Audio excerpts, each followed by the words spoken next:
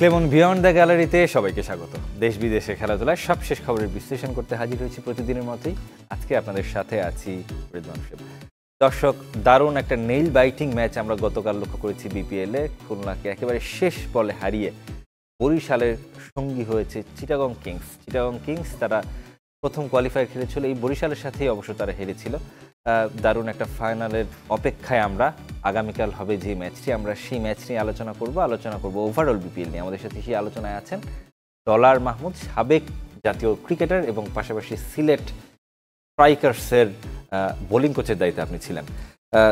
দর্শক, এবার মূল আলোচনায় ফিরব। তবে নিশ্চয়ই আপনারা সবাই জানেন যে এই আলোচনায় আপনারা কিন্তু যুক্ত হতে পারেন আমাদের সাথে, মতামত দিতে পারেন আপনাদের মূল্যবান, এবং প্রশ্নও করতে পারেন অতিথি যিনি আছেন তাকে। দেখানো যে নাম্বারটি রয়েছে স্ক্রিনে সেই নাম্বারে ফোন দিয়ে। ডলার ভাই, কালকের ম্যাচটার কথাই যদি বলতে চাই, যে মেহেদী মিরাজের প্রসঙ্গটাই যদি বলি, মেহেদী মিরাজ একটা কথা বলছিলেন যে এই জেসন হোল্ডারের সেই একটা 6 এবং একটা 4 আসলে সেখানেই ম্যাচটাকে শেষ করে দিয়েছে। এবং আমরা এর কিছু প্লে অফ শুরুর আগেও মেহেদী মিরাজের কাছ থেকে দেখেছি যে তারা বলছিলেন যে লোকাল ক্রিকেটারদের যে সাপোর্ট তারা পাচ্ছেন সে তুলনায় বিদেশিদের যে সাপোর্টটা তারা পাচ্ছেন না। আপনার কাছে কি মনে হয় শেষ পর্যন্ত খুলনার আসলে ডুবালো কি বিদেশিরাই কিনা?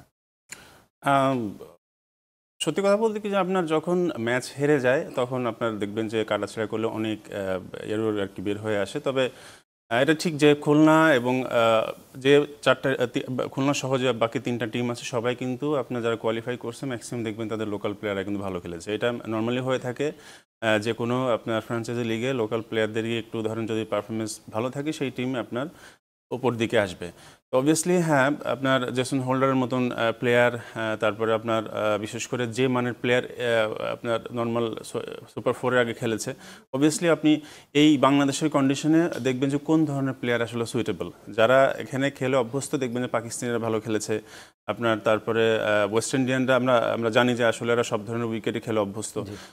হিটম্যার কিন্তু খুব ভালো খেলেছে তাদের, যেখান থেকে মনে হচ্ছিল যে হয়তো বা যে এই ম্যাচটা অ্যাকশনের মধ্যেই যেখানে গুটিয়ে যাওয়ার কথা, 42 রানে 4 উইকেট কিন্তু পড়ে গিয়েছিল। হ্যাঁ, তো সেখান থেকে অবশ্যই হ্যাঁ বিদেশিদের মানে ধরেন যে মানের বিদেশি আসলে আপনার আসা উচিত ছিল সেই মানের বিদেশি আসেনি। আবার আপনি বলতে পারবেন না যে সব মানে খুব ভালো মানের বিদেশি এনেও যে কাজ হবে। দেখবেন যে রংপুর কিন্তু তারা 3টা অনেক মানে হাই কোয়ালিটি প্লেয়ার নিয়ে এসেছিল, কিন্তু আনফর্চুনেটলি তারাও কিন্তু ভালো খেলতে পারেনি। অবশ্যই হ্যাঁ, যখন ম্যাচ হেরে যায় তখন আপনার অনেক জায়গাগুলো থাকে। অবভিয়াসলি হোল্ডার এই সময় আপনার ওর যে এক্সপেরিয়েন্স, ও যে ধরনের ক্রিকেট ও খেলে আসছে, কারণ মানে সারা বিশ্বে দেখবেন যে এই ফরম্যাটটা খেলে থাকে, তো ওদের এক্সপেরিয়েন্সটা বেশি থাকে। তো শুধুমাত্র হোল্ডারের দোষ দিলে হবে না, আমি ক্রেডিট দেবো আলিসেরও, কারণ ওই সময় হয়তো ধরেন ও এই ধরনের ব্যাটিং করে খুব বেশি অভ্যস্ত না, কিন্তু টেলেন্ডারদের একটা অ্যাবিলিটি থাকে যে মানে মারার। তো সে ও বাজে বলটাকে ইউটিলাইজ করেছে। আমি বলবো যে মানে যে 6টা মেরেছে এবং বিশেষ করে তার পরের বলটা আবার যেটা বাউন্ডারি হয়েছে, আমি বলবো যে ক্রেডিট গোজ টু অলসো আলিসুল ইসলাম। জি, এবং আপনি যেটা বলছিলেন যে আলটিমেটলি দেশিদেরই পারফর্ম করতে এবং বিদেশিদের সেই বড় নামগুলো অনুপস্থিত। এবং চিটাগং দলটার দিকে যদি তাকান, হাজান আফি কিংবা হুসাইন তালাত, বিনুরা ফার্নান্দোর মতো ক্রিকেটার খুব বেশি আন্তর্জাতিক সার্কিটে তাদের খুব বেশি পরিচিতি নেই। তারপরও চিটাগংয়ের এই সাফল্যের রহস্য কি আপনার মনে হয়? ওই একই কথায় যাব। আপনি যদি দেখেন ওদের লোকাল প্লেয়ারদের, আপনার বিশেষ করে খালেদ খুব ভালো বোলিং করেছে, আপনার হায়েস্ট আপনার উইকেট ইসের দিকেও আছে, লিস্টের মধ্যে আছে 4-5 জনের মধ্যে, তাসকিনের পরেই নিচেই। তারপরে আপনার শরীফুল আমি বলবো যে ভালো কামব্যাক করেছে, কারণ ও ন্যাশনাল টিম থেকে এখন বাইরে আছে, কিন্তু বিপিএলটা খুব ভালো খেলেছে। আলিস আমরা জানি যে এই ফর্মেটে ভালো খেলে। পারভেজ ইমন ভালো খেলেছে। আপনার শামীম পাটুরিয়া তো ধরেন আমি বলবো যে এক্সেপশনাল। ও বাংলাদেশের এই রিসেন্ট ধরেন 1-1.5 বছরে যে ধরনের ক্রিকেট খেলছে এবং সেই ক্ষেত্রে সেটার ও রিওয়ার্ডও পেয়েছে, ইন্টারন্যাশনালও ভালো করতেছে। তো এই এতগুলো প্লেয়ার লোকাল যখন আপনার ভালো করবে একসঙ্গে, ডোন্ট ফরগেট যে আরাফাত সানির ধরেন খুব ভালো একটা কন্ট্রিবিউশন আছে। আমরা লাস্ট ম্যাচে আমরা দেখেছি হয়তো বা আলিস খেলাটাকে আপনি ক্লোজ করেছে, কিন্তু মাঝখানে যে আপনার সানিরও একটা পার্ট আছে, সেটা আমরা কিন্তু মানে সেটাকেও ক্রেডিট দিতে হবে। দেখবেন যে লাস্ট ওভারের প্রথম বলে বাউন্ডারি এবং মেবি 13 বলে 17 রান, সেটাও খুব ভালো ছিল। তো আপনার দেখবেন যে 7টা প্লেয়ারের মধ্যে তাদের 5টা-6টা প্লেয়ার খুব ভালো খেলছে। সেটা রেজাল্টই তাদের ফাইনাল, এবং ধরেন আপনার থ্রু আউট দ্য টুর্নামেন্ট ওদের লোকাল প্লেয়ারগুলো ভালো করেছে। কালকেই ফাইনাল, প্রতিপক্ষ বরিশাল। আমরা চিটাগং নিয়ে কথা বলছিলাম। বরিশালে আমরা তুলনামূলকভাবে অনেক বড় নাম, বড় তারকা ক্রিকেটার দেশি বিদেশি সব মিলিয়ে দেখি। আপনার কাছে এক্সপেক্টেড ছিল না কি না যে তারাই ফাইনাল খেলবে? স্পেক্টে হ্যাঁ অবশ্যই আপনার কাগজে কলমে যে ধরনের টিম ছিল আর আপনার যে ধরনের যেভাবে টিম করেছে আপনি দেখবেন যে এই বিশেষ করে টি-20-তে আপনার ম্যাক্সিমাম টিম দেখবেন যে আপনার কী করে তাদের বোলিংয়ে এবং ব্যাটিংয়ে ডেপথ বাড়ানো যায় সেটার দিকে আর কি আপনার নজর থাকে। তো সেই ক্ষেত্রে আমি বলবো যে দুইটা টিম ছিল রংপুর এবং বরিশাল, যারা অনেক আগে থেকেই টিম গোছানো শুরু করেছে এবং সেইভাবে টিম করেছে। তো এটা মানে কিছুটা হলেও ধরেন গেস করা যাচ্ছিল যে আসলে এই টিমটা অ্যাটলিস্ট ফাইনাল না খেললেও আপনার সুপার ফোরে যাবে। তো এইটার জন্যই আমার মনে হয় যে ধরেন এই ধরনের টিম আপনি দেখবেন যে বেশ কয়েকবার যখন বিপদে পড়বে, হয়তো ব্যাটিংয়ে ক্লপস হতে পারে, টপ অর্ডার বা মিডল অর্ডার দেখবেন না, তারপরে অলরাউন্ডার থাকার কারণে ওই ম্যাচ হয়তো বের হয়ে গেছে। বা আপনার বোলিংয়ের ক্ষেত্রে 4-5 জন বলারের মধ্যে দেখা হলো 2-3 জন খারাপ করছে, তাদের যে এক্সট্রা যে বলার আছে, যাদের অলরাউন্ডার আছে, সেটা আসে ধরেন ওই দিন তারা স্টেপ আপ করে ভালো করতে পারে। তো এই জায়গায় এই ফর্মেটে এইভাবে আপনি যখন টিম করবেন, অ্যাটলিস্ট আপনার কী হবে, যদি ভালো দিন না যায়, ওই দিন আপনার দেখলে ওই ব্যাকআপ প্লেয়ারগুলো আপনাকে ভালো রেজাল্ট করে সামনের দিকে নিয়ে যেতে পারে। এটা একটা ভালো দিক। এবং খুব ইন্টারেস্টিং একটা ব্যাপার আমরা লক্ষ্য করেছি, দুঃখিত, যদি আমরা টপ 5 রান গেটারের তালিকা দেখি, সেখানে কিন্তু কোনো বরিশালের ব্যাটারের নাম নেই, যদিও বোলিংয়ে একজন আছেন, কিন্তু সেই জায়গাটা থেকে এবং তারা যে 10 ম্যাচ খেলেছেন, 8 জন ভিন্ন ভিন্ন সময় 8 জন তারা ম্যাচ সেরা হয়েছেন, অর্থাৎ একটা দলগত পারফরমেন্স আমরা তাদের কাছে থেকে দেখেছি। এবং সেটার পিছনে কারণটা কি আপনার কাছে মনে হয়?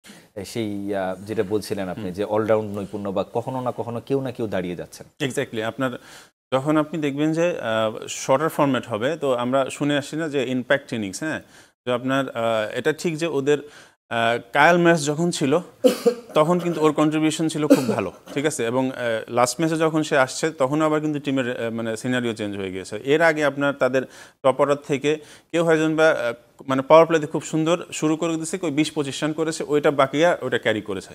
তারপরে আবার দেখা গেলো যে আপনার কেউ একজন লাস্টের দিকে গিয়ে 15-20 করে দিয়েছে, ওইটাও ধরেন আপনার টিমের জন্য অনেক বড় হয়ে গেছে। তো এইভাবেই আর কি ধরেন পুরো যতগুলো প্লেয়ার আছে সবাই যার যার রোল প্লে করেছে। এই জন্য আমার মনে হয় যে একটা টিম জেতার জন্য ধরেন কেউ একজন 550 রান করলো, কেউ একজন 20-22 উইকেট পাইলো, সেটার থেকে বড় ইম্পর্টেন্ট যেটা আমরা অলরেডি দেখতেই পাচ্ছি যে 7-8 জন বিভিন্ন জায়গা থেকে আর কি ম্যান অফ দ্য ম্যাচ হয়েছে। তো এটাই আসলে প্রমাণ দেয় যে ধরেন টিমের মধ্যে কত বেশি ফ্লেক্সিবিলিটি আছে।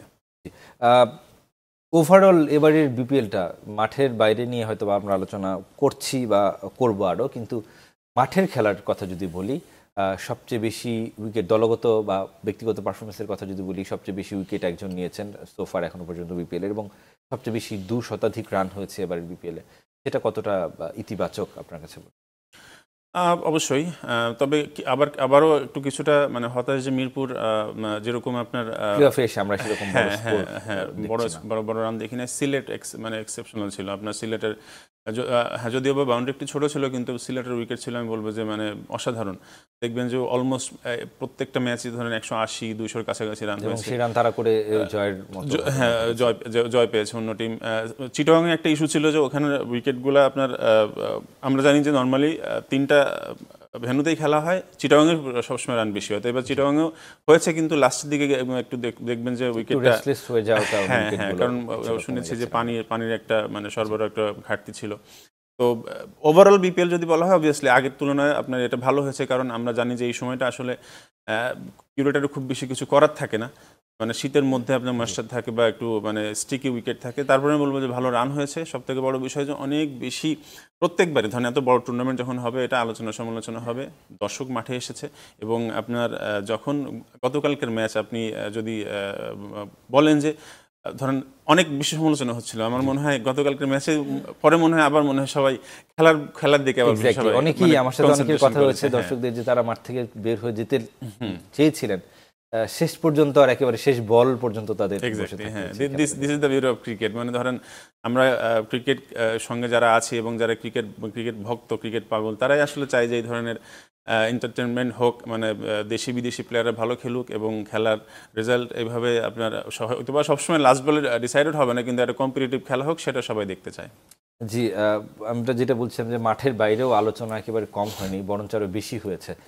আপনার কাছে কি মনে হয় এই ধরনের রাজশাহীর স্পেসিফিক্যালি, যদি আমি বলি স্পেসিফিক্যালি, যে রাজশাহীর ইস্যুটা, যদিও শেষ পর্যন্ত তিনি কথা দিয়েছেন, ক্রীড়া মন্ত্রণালয়ের সাথে তার কথা হচ্ছে যে 3, 5 এবং 10 তারিখে তিনি ভাগে ভাগে টাকাটা কমপ্লিট করে দিবেন, রাজশাহী মালিকের কথা বলছি আমি। কিন্তু এই ধরনের ইস্যুগুলো, যেখানে একটা বিদেশি ক্রিকেটারের কিট আটকে রাখছেন একজন বাস চালক, একটা এই যে ভাবমূর্তির যে জায়গাটা ক্রিকেটের, সেটা আন্তর্জাতিক অঙ্গনে নতুন নিঃসন্দেহে হয়। সেটা আলটিমেটলি পরের বিপিএল এর জন্য এক ধরনের নেতিবাচক প্রভাব ফেলছে কিনা বা হুমকি কিনা পরের। অবশ্যই আপনার একটা জিনিস দেখবেন যে আপনি যত বেশি অর্গানাইজ থাকুন না কেন, যত বেশি আপনি সব কিছু গোছালো থাকে না কেন, তারপরে দেখবেন যে ওই সমালোচনার জায়গা কিন্তু সবসময় থাকে। যে মানে এটা আমার মনে হয় বিসিবি আরও ভালো উত্তর দিতে পারবে। আমি হয়তো বা ওই ব্যক্তি না যে ধরেন এটাকে আসলে কোন ফ্র্যাঞ্চাইজি আসবে বা কোন ফ্র্যাঞ্চাইজি মানে আপনার কি করবে সেটা তাদের দায়িত্ব। কিন্তু অবভিয়াসলি এখানে একটা দেশের স্বার্থ থাকে, একটা টুর্নামেন্টের একটা রেপুটেশন থাকে। মানে এটা এমন না যে দেখবেন বাংলাদেশে এরকম হচ্ছে, অন্য অন্য জায়গায় হয়, কিন্তু এত বেশি প্রফেশনাল এখন মানে আর বিশেষ করে কম্পিটিটিভ হয়ে গেছে। একটা জিনিস দেখবেন যে বিপিএলের পরে গিয়েও কিন্তু অনেক টুর্নামেন্ট শুরু হয়েছে, কিন্তু তারা কিন্তু খুব সুন্দর তাদের স্ট্রাকচার দাঁড় করিয়ে ফেলেছে। তো সেইখানে আমি বলবো যে একটা হতাশার জায়গা অবশ্যই আছে যে এখন এই মানে এত বছর পরে এসেও কেন এত মিসকমিউনিকেশন কেন হবে। অবশ্যই আপনার এটা দেখতে হবে যে আসলে কারা আসছে, তাদের স্বার্থ কি এখানে আসলে, আর ক্রিকেটকে আসলে তারা কতটুকু দিতে পারবে। তো এই বিচার বিশ্লেষণ এবং এটা তাদেরকে নিয়ে আসলে চিন্তা করার প্রয়োজন আছে, যাতে ইন ফিউচার যাতে করে এই ধরনের সমস্যা না হয়। মানে আই গেস যে মানে এর থেকে আর খারাপ হতে পারে না, বিশেষ করে একটা ফ্র্যাঞ্চাইজি এবার যেটা করলো। তো অবশ্যই আমার মনে হয় যে এটার দিকে বিসিবি নজর দিচ্ছে এবং আদার্স যে ইস্যুগুলো সেগুলো একটু মানে খুব দ্রুতই আপনার এটা সমাধান হয়ে যাবে। তবে যারাই আসবে তারা যেন ক্রিকেটের উন্নতির জন্য আসে, বাংলাদেশের উন্নতির জন্য আসে এবং ক্রিকেটকে সামনের দিকে মানে নিয়ে যেতে পারে, সেই মোটো নিয়ে জন্য আসে এবং সেই ধরনের মানুষজন এখানে ইনভলভ হয়। এবং আপনি যেটা বলছেন যে টেকসই উন্নয়নের কথা বলছেন, স্থিতিশীলতার কথা বলছেন বিপিএলে, যে আমরা দেখি যে একটা দলের অনেকগুলো ফ্র্যাঞ্চাইজি বিভিন্ন সময়ে বিভিন্ন বছর বছর ফ্র্যাঞ্চাইজি চেঞ্জ হতে থাকে। সেটা আটকানো না গেলে আমার মনে হয় না যে আসলে বিপিএলটা সেরকম একটা কাঠামোর মধ্যে হতে যাবে। একটা ছোট্ট বিরতির সময় হয়ে গেল ডলার ভাই। ক্লেমন বিয়ন্ড দ্য গ্যালারিতে কিছুক্ষণের মধ্যে। দর্শক, ফিরলাম ক্লেমন বিয়ন্ড দ্য গ্যালারিতে। আমরা আলোচনা করছি বিপিএল ফাইনাল নিয়ে, ওভারঅল বিপিএল নিয়ে। ডলার ভাই, আপনি শামীম পাটোয়ারির কথা বলছিলেন যে এবারের বিপিএলে দারুণ পারফর্ম তিনি করেছেন, ধারাবাহিক ছিলেন এবং গত 1-1.5 বছরের মধ্যে আপনার দৃষ্টিতে ওয়ান অফ দ্য বেস্ট লেগেছে। এর পাশাপাশি আপনার অন্য কোনো ক্রিকেটারের খেলা কেমন লেগেছে বা অন্য কোনো ক্রিকেটারকে আপনি পিক করবেন কিনা? অবশ্যই আপনার মাহিদুল অঙ্কন দারুণ ছিল। আপনার শরীফুলের কথা অলরেডি বললাম। আপনার যদিও বা এবার এমন কোনো প্লেয়ার পারফর্ম করেনি যে একদম আনকোরা বা আননোন ছিল, একেবারে নতুন, মানে হঠাৎ করে পপ আপ হয়েছে এরকম কেউ নেই। কিন্তু তারপরে আমি বলবো যে সেটা কিছুটা আপনার কাছে মনে হয় কিনা যে অশনি সংকেত আসলে দেশের ক্রিকেটের জন্য, যে নতুন কোনো ক্রিকেটার আমাদের দৃষ্টি আকর্ষণ করে? না, আসলে নতুন ক্রিকেটার এখানে ভালো খেললে যে ধরেন অনেক কিছুই হয়ে যাবে বিষয়টা এরকম না। তবে ইমার্জিং প্লেয়ার যারা 19-এ বেশ কয়েকটা প্লেয়ার সুযোগ পেয়েছে, মানে এরাও প্রমিজিং। আমাদের টিমে ছিল জাওয়াদ আবরার, আপনার রংপুরে ছিল তামিম, এবং আপনার মেবি কয়েকটা পেস বলারও আর কি আন্ডার 19 ছিল। হ্যাঁ, এরা ছিল। তো অবশ্যই ভালো খেললে ভালো হতো। তবে this is just for beginning for them. অবশ্যই আমরা নর্মালি দেখে থাকি অন্যান্য টুর্নামেন্টে আপনার এমার্জিং প্লেয়াররা ভালো করে থাকে, হয়তোবা সুযোগও হয়তোবা খুব বেশি আমার মনে হয় পায়নি।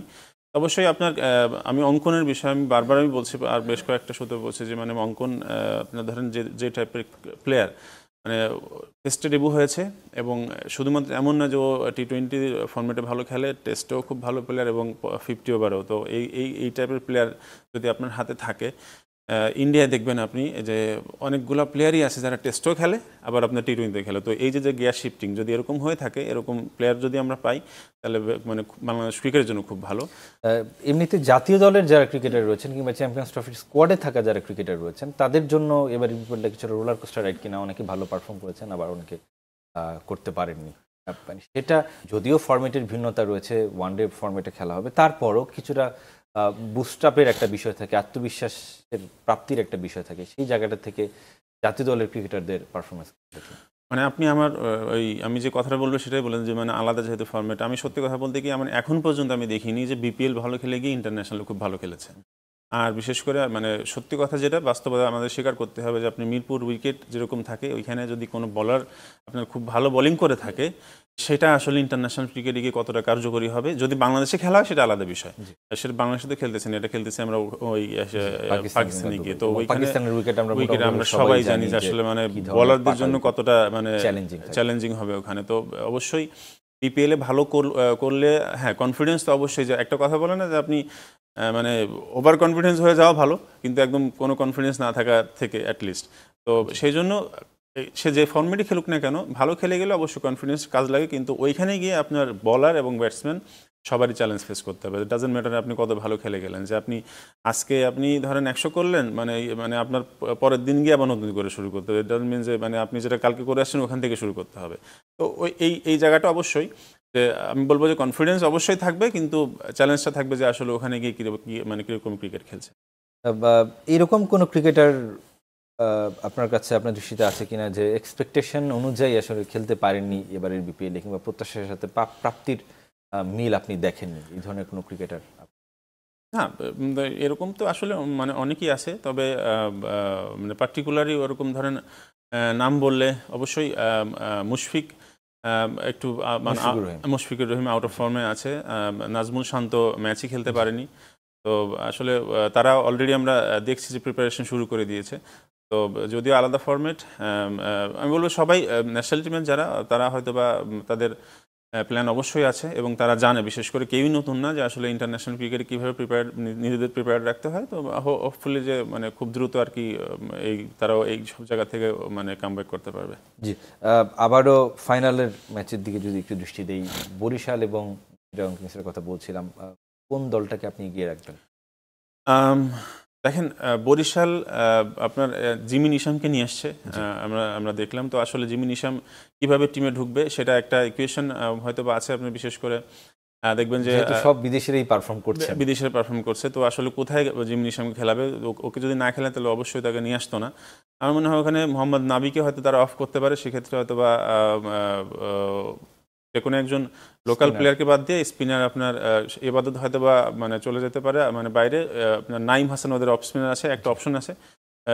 কারণ আপনার লাস্ট ম্যাচে যে ম্যান অফ দ্য ম্যাচ হয়েছে পাকিস্তানি বলারটা 5 উইকেট পেয়েছে, এবং আলী খান, এবং তাদের আবার কায়াল মায়ার্স চলে আসছে, এবং জিমি নিশাম যদি খেলে এবং সাথে ডেভিড মেলন যদি খেলে, হ্যাঁ মানে 100% খেলবেই। তো টিমের আসলে কম্বিনেশনটা খুব দারুণ হয়। আমি চিটাগংয়ের একটা কনসার্নের জায়গা আমি দেখবো, মানে দেখতেছি, কিন্তু তারপরে স্টিল তারা ম্যানেজ করে গিয়েছে। ওরা দেখবেন কিন্তু 5-6জন ব্যাটসম্যান নিয়ে খেলেছে সেখানে, কিন্তু প্রতিটা ম্যাচে 5 উইকেট পড়ে যাওয়ার পরে আমরা কালকে দেখলাম খালিদ আহমেদকে মনে হচ্ছিল যে না, এদের মনে হয় খুব অল্প রানে অল আউট হয়ে যাবে। কিন্তু গতকালকে যেটা হলো, এর আগেও বেশ কয়েকটা ম্যাচ হয়েছে ওদের, মানে ধরেন খালেদ কিছু কন্ট্রিবিউট করেছে, তারপরে আপনার আলী, সানি, হ্যাঁ, এবং শরীফুলও ভালো মানে মোটামুটি কয়েকটা বাউন্ডারি মেরেছে। তো এইটা প্রতিদিন না হলেও হয়তোবা মানে ওদের ওই কনফিডেন্সটা এখন আছে। তো আমার মনে হয় তারা হয়তোবা এখানে আরেকটা ব্যাটসম্যান বাড়াতে পারে, কারণ যদি মানে আর্লি ক্লাবস হয়ে যায় তখন হয়তো ডিফিকাল্ট হয়ে যাবে। তো ওভারঅল আমার কাছে মনে হচ্ছে যে ধরেন বরিশালে আসলে যে সেট আপ আছে, হয়তোবা তারা যদি ব্যাকফুটেও চলে যায় সেখান থেকে কামব্যাক করে তাদের সুযোগ আছে। বরিশালকে এগিয়ে রাখছেন, যেই দলকে আপনি এগিয়ে রাখেন না কেন, আমরা একটা ভালো খেলা দেখতে চাই এবং রান দেখতে চাই। এখন পর্যন্ত প্লে অফে সেরকম রান আমরা দেখিনি। অবশ্যই সেদিকেই প্রত্যাশা থাকবে যে ভালো খেলা হবে এবং জমজমাট লড়াই হবে ফাইনালে। শেষ করতে হচ্ছে ক্লেমন বিয়ন্ড দ্য গ্যালারি। ভালো থাকবেন।